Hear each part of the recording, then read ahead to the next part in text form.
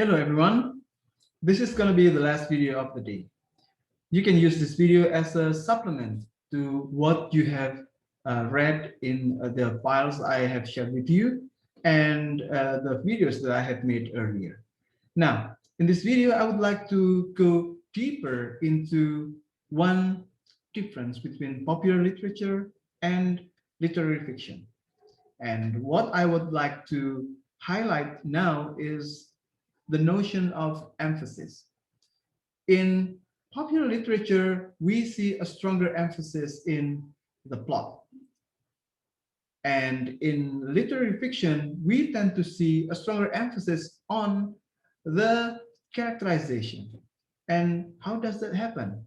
Let me show you just one thing here, okay? In popular fiction, plot is a strong element that keeps the readers captivated, engaged, and eventually still enjoy reading the work. And to achieve that, writers usually use various ways to make their plot calculated. For example, some writers prefer to start with a shocking opening. And then after that, the writer continues with something slow.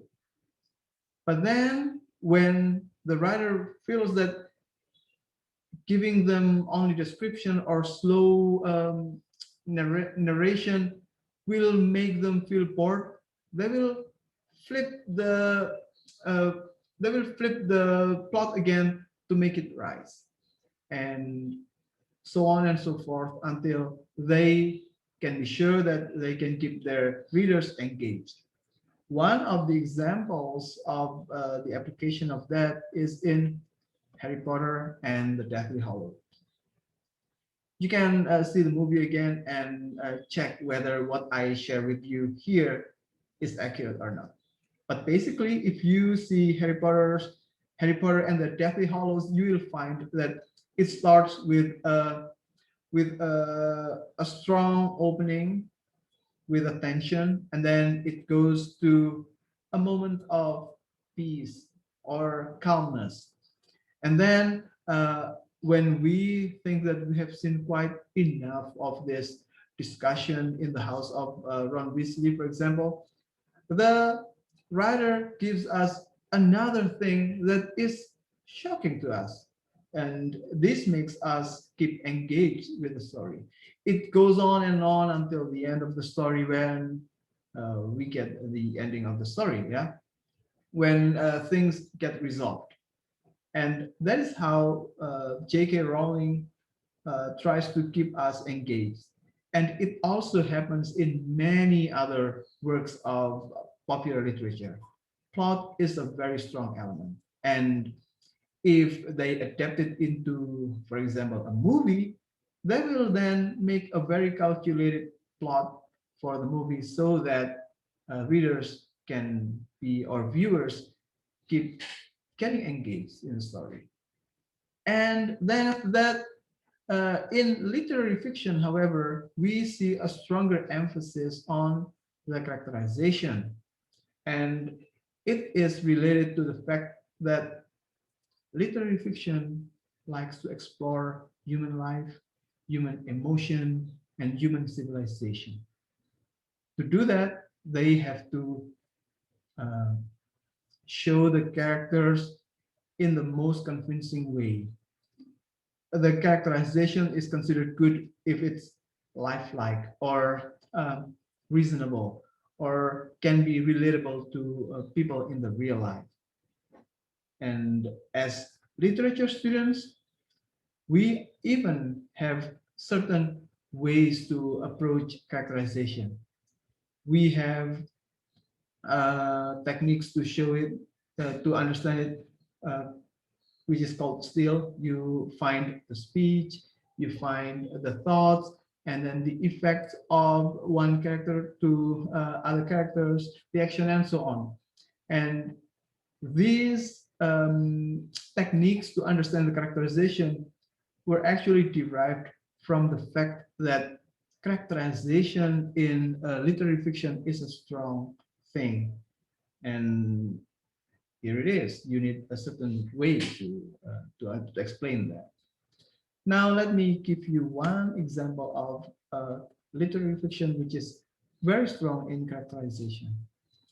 This picture is made based on a novel by Herman Melville called Moby Dick. It's a story about one person who joins a whaling boat, a boat that goes out to the sea to capture whales,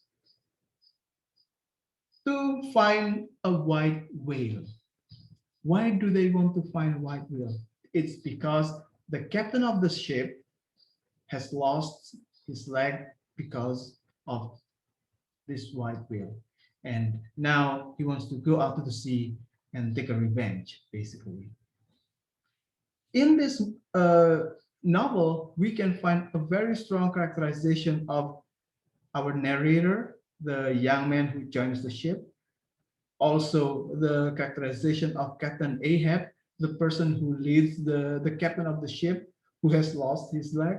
And even some of the other characters in the ship.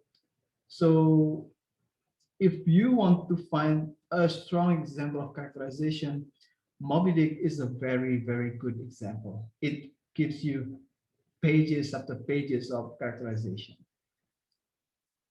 Now, another writer who is strong in characterization is Mark Twain.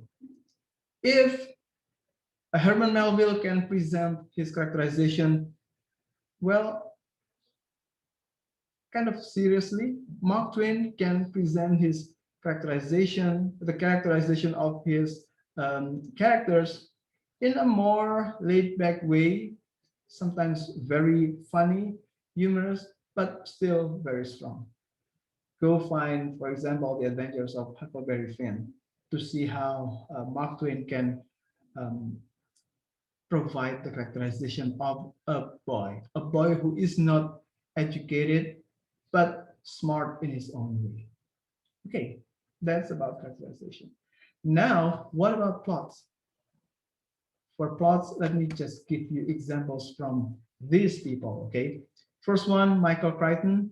Michael Crichton was a very influential writer who created Jurassic Parks. He wrote Jurassic Parks in somewhere in the 80s or late 70s, and people enjoyed reading that. And eventually, we know the work uh, adapted into a movie called Jurassic Park. And Michael Crichton doesn't write only for fun. He didn't write only to make you enjoy, to entertain you. He also had his own agenda. He had a strong voice in environmentalism, and he was invited to give a speech in the United Nations for his activism through his novels. So if you think that popular literature writers write only for profit, well, Michael Crichton is a strong example of one who did not write only for profit. He had a voice, okay? And here are his works. Congo is the work by Michael Crichton that I read first. And then we had Jurassic Park and many other works that talks about either technology, environment, and also health. Michael Crichton was a medical doctor before he started writing. So yeah, he knew uh, many of the scientific things that he discussed in his novels. Casino Royale, Live and Let Die, Moonraker. Do you know what these books are? Of course, you know it's James Bond's adventure. You know James Bond so well. Uh, James Bond as played by what's his name again? I forget. Craig. Okay, Daniel Craig. Oh my God, I forget his name. Or by Sean Connery. Sean Connery. I'm sorry. James Bond was best played by Sean Connery, and then by Daniel Craig, I believe, right now. Okay, so basically, what I wanted to show you is that um, James Bond series is another example of strong plotting.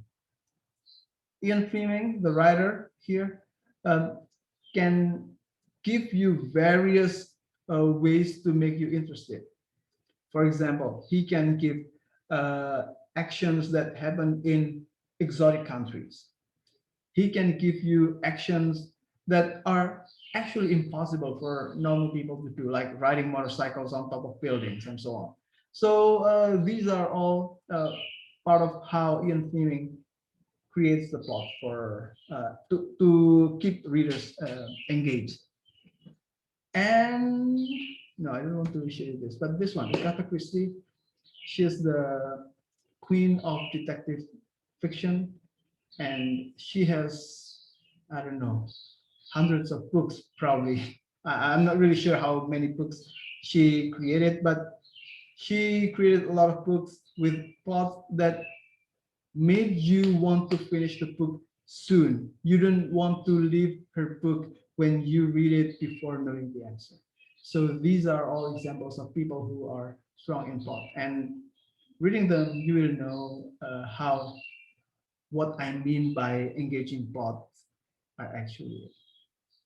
Okay, guys, I think that's all from me. Thank you very much. Bye.